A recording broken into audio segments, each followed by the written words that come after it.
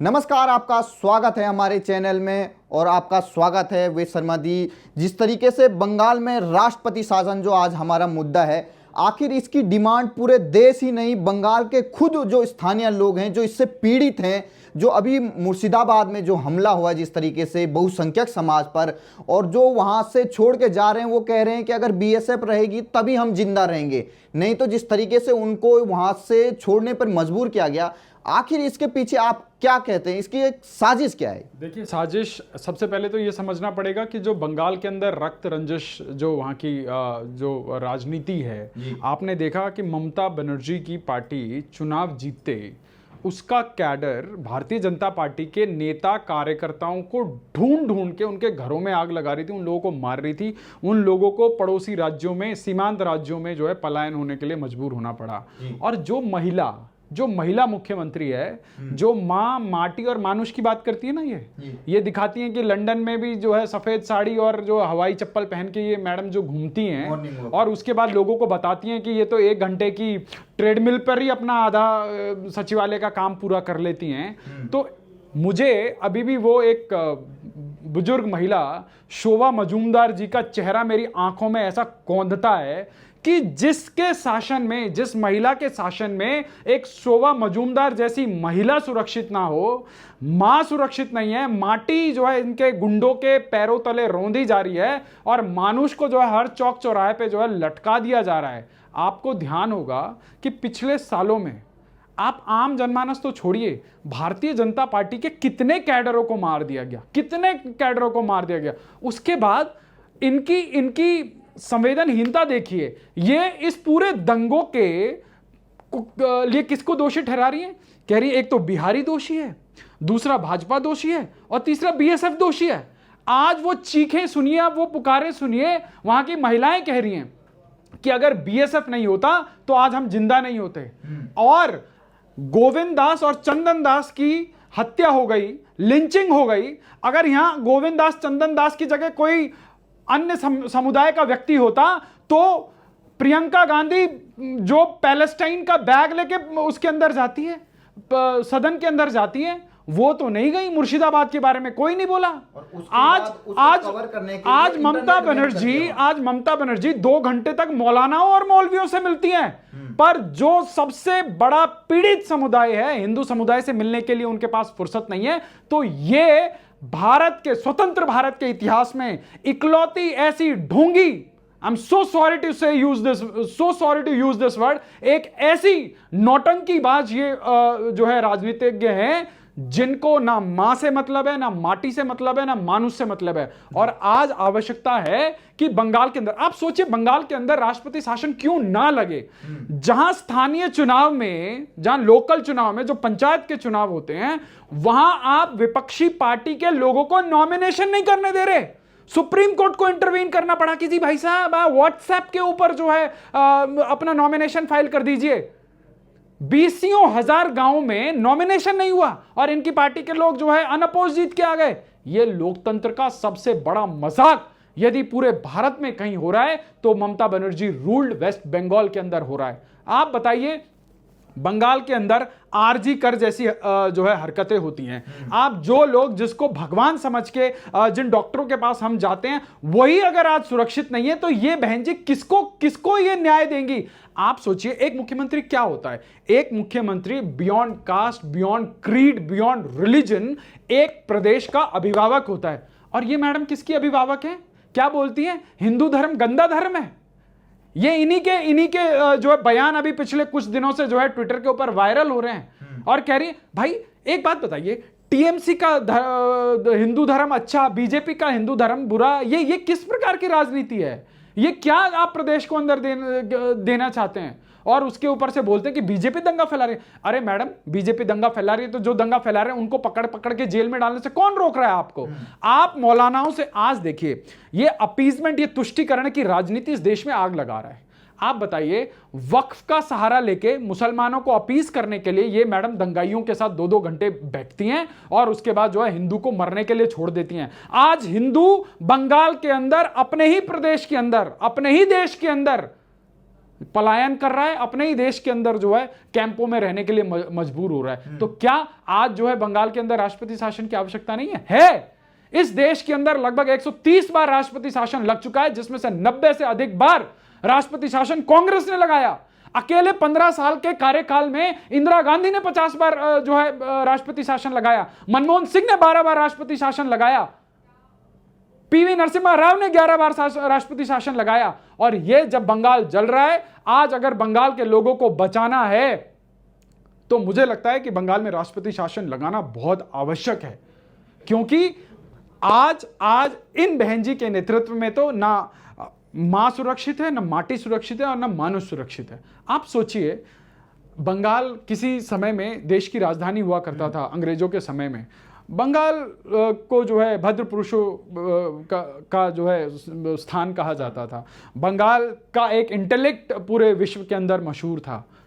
आज किस प्रकार की जो है निकृष्ट स्थिति पैदा कर दी गई है अपीजमेंट के चलते। आप सोचिए, एक समुदाय के कार्यक्रम में जाके दूसरे समुदाय को गाली देना, या ये किसी प्रदेश के अभिभावक को शोभा देता है क्या? क्या ममता बनर्जी को बंगाल का हिंदू वोट नहीं करता है क्या?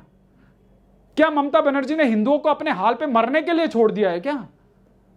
और दंगा रोकना तो छोड़िए, जिम्मेवारी लेना तो छोड़िए, अगर किसी प्रदेश में किसी मुसलमान को अगर जुलाब लग जाए, उसको दस्त लग जाए, तो ममता बनर्जी पानी पी पी के जो है भाजपा के शीर्ष नेतृत्व को जो है उल्टा सीधा बोलती है, प्रधानमंत्री तक को नहीं छोड़ती।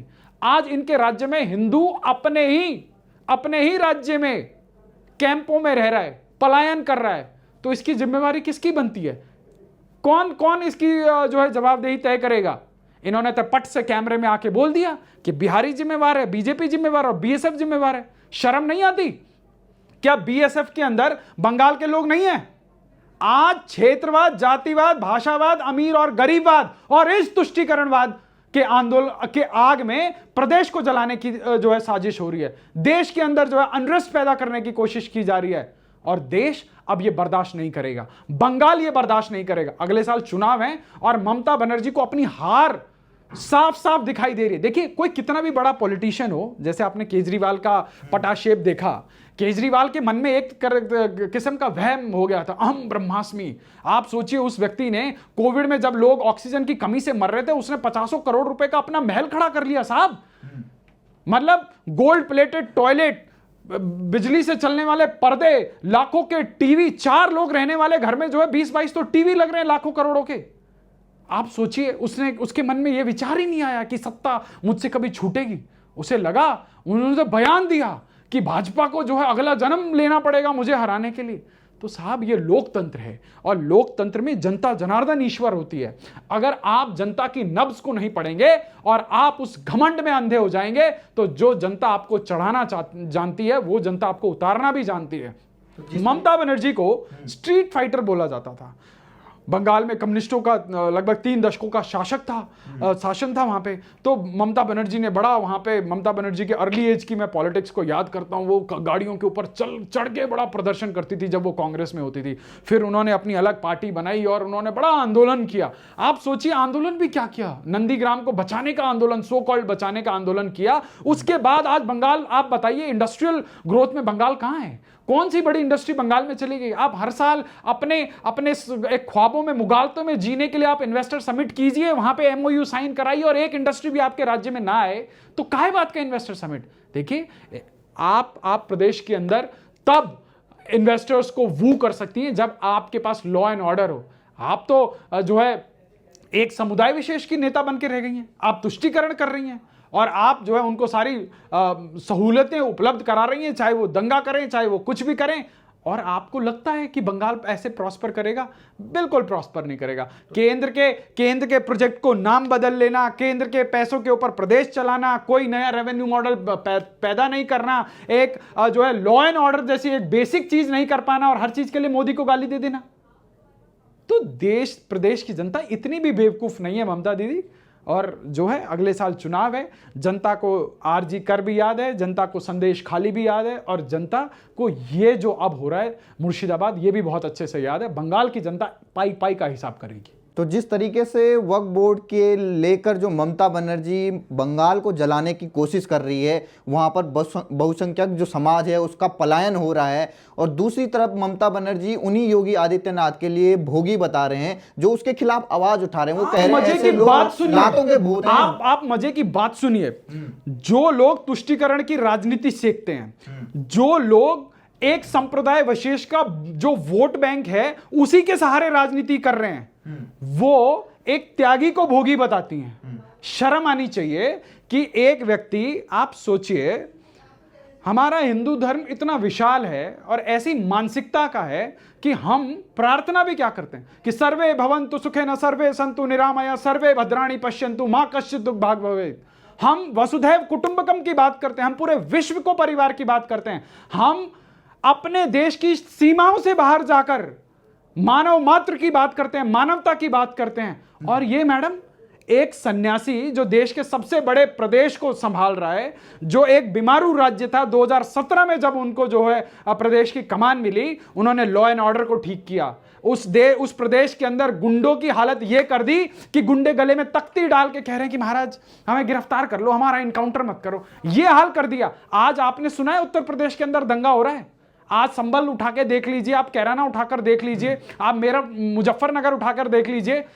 कानपुर के अंदर रामनवमी के जुलूसों के ऊपर जो है तेजाब और पानी फेंका जाता था। आज कानपुर में किसी की हिम्मत नहीं है कि जो है हिंदुओं के ऊपर जो है एक उंगली उठाकर देखे। पूरे प्रदेश की मैं बात करता हूं, और ये इतनी निहायती बेशर्म तरीके से एक सन्यासी का अपमान कर रही है। मैडम, आपको किसी राजनेता से नफरत हो सकती है, आपको किसी पार्टी विशेष से नफरत हो सकती है। आप एक तरफ हिंदू धर्म को गोंदा धर्म बता रही हैं और दूसरी तरफ योगी को भोगी बता रही हैं। भोगी तो आप हैं कि जो तुष्टीकरण की राजनीति में इतनी अंधी हो गई हैं कि आप उस प्रदेश के बहुसंख्यक हिंदुओं के साथ विश्वासघात कर रही हैं, और जो लोग वक्त की आग में पूरे प्रदेश को जलाने का काम कर रहे हैं, आप उनके साथ 2-2 घंटे जो है उनके साथ सलाह मशवरा कर रही हैं। इसके पीछे का मैं आपको एक बॉटम लाइन बताता हूं। इस पूरे देश के अंदर मुसलमानों के वोट बैंक की इकलौती ठेकेदार थी कांग्रेस। अब नई ठेकेदार बनने के लिए ये प्रदेश को आग लगाने की जो इन्होंने कोशिश करी है, ये ठेकेदारी लेने की तैयारी है। अब जाते जाते बंगाल के जो लोग अभी पीड़ित हैं, जो कहीं अपने आश्रय के लिए कहीं भाग रहे हैं, उनके लिए क्या कहना चाहेंगे आप? और तमाम जो हिंदू हैं, 100 करोड़ लगभग पूरे देश में हिंदू हैं, आखिर एकता के साथ क्यों नहीं अपने हिंदू भाइयों के लिए आवाज उठाते हैं ताकि दूसरा कश्मीर न बने बंगाल? देखिए, इस देश के अंदर विभिन्न राजनीतिक प्रयोग हुए। आपने देखा बंगाल के अंदर, बिहार के अंदर लालू प्रसाद ने किसी वक्त भूरा बाल जैसे शब्दों को कॉइन किया, और विभिन्न क्षेत्रीय छत्रपों ने, क्षेत्रीय राजनेताओं ने जातिवाद की तमाम जो है राजनीतिक पटकथा लिखने की कोशिश करी। परंतु जब नरेंद्र मोदी जी 2014 का चुनाव लड़े, तो उन्होंने एक विकास के ऊपर उन्होंने चुनाव लड़ने का प्रयास किया। उन्होंने अपने गुजरात का मॉडल देशवासियों को दिखाया, और देशवासियों ने उनके गुजरात के मॉडल के ऊपर विश्वास करके उनको पूर्ण बहुमत दिया। भारत के अंदर 30 वर्षों में पहली एक सरकार आई जिसको 283 सीट मिली, और उन्होंने धूमधाम तरीके से 5 साल अपनी सरकार चलाई, और वो दोबारा देशवासियों के पास गए, बोले आपने मुझे जो मैंडेट दिया, मुझसे इतना बन पाया, इतना काम मेरे पास बाकी है, मैं और इसको आगे बढ़ाना चाहता हूं। देश ने उनको और विश्वास दिया, और देश ने उनको 300 से अधिक सीटों के साथ उन्होंने मैंडेट दिया। और आपने देखा कि 2024 से पहले तमाम वैश्विक शक्तियां जो है एक्टिवेट हो गई भारत के अंदर, कि कैसे भारत के अंदर बढ़ते हुए राष्ट्रवाद की जो विचारधारा है उसको रोका जाए। आपने सुना होगा कि जॉर्ज सोरोस जैसे, जिसका भारत में कोई लेना देना नहीं है, वो आदमी खुले में प्लेज कर रहा है कि मैं $1 बिलियन जो है भारत में इन्वेस्ट करूंगा नरेंद्र मोदी की ताकत को रोकने के लिए। आप बताइए, जॉर्ज सोरोस का मामा यहां रहता है या उसका फूफा यहां रहता है जिसको $1 बिलियन भारत में नरेंद्र मोदी को रोकने के लिए खर्च करना है?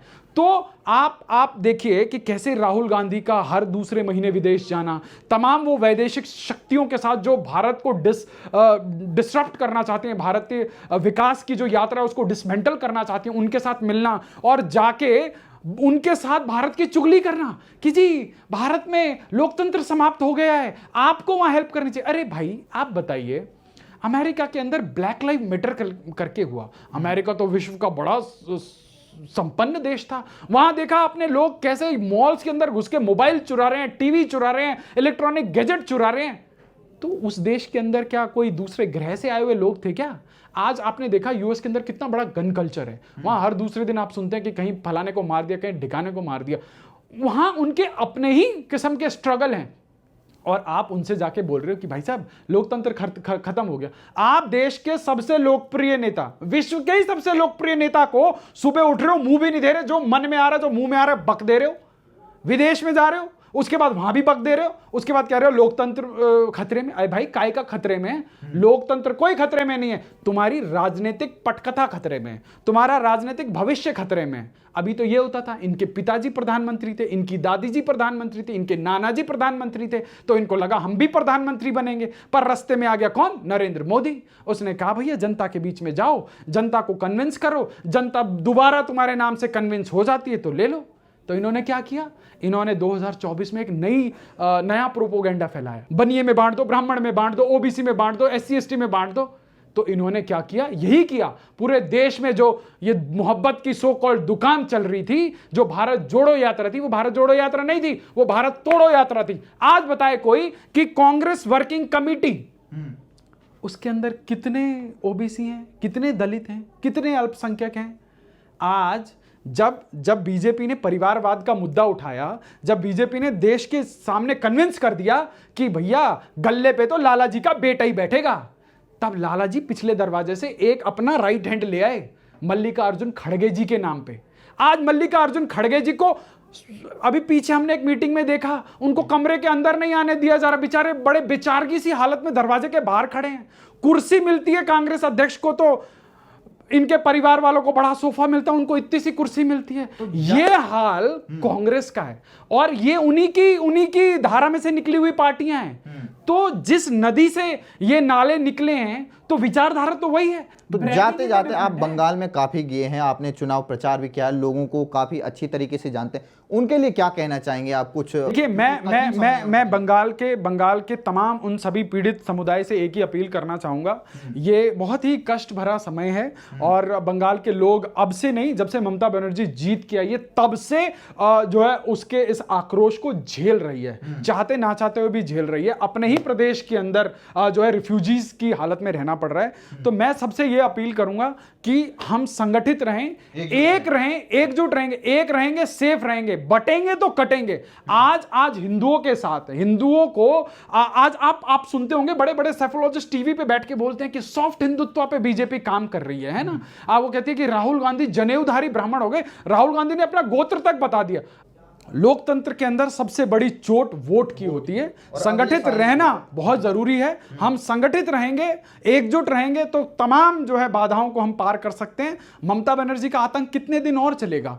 1 साल और चलेगा, उसके बाद चुनाव होगा। बकरे की मां कब तक खैर मनाएगी? लोकतंत्र की सबसे सुंदरता यह है कि जनता के पास हर 5 साल में मौका आता है। बेशक हम लोग पिछले चुनावों में चूक गए हो, इस बार बंगाल की जनता इनका जो है पाई का हिसाब करेगी। तो देखा आपने किस तरीके से वेद शर्मा जी का यही कहना है कि बार बार हमें ये न कहना पड़े कि बंगाल में राष्ट्रपति शासन लगाया जाए।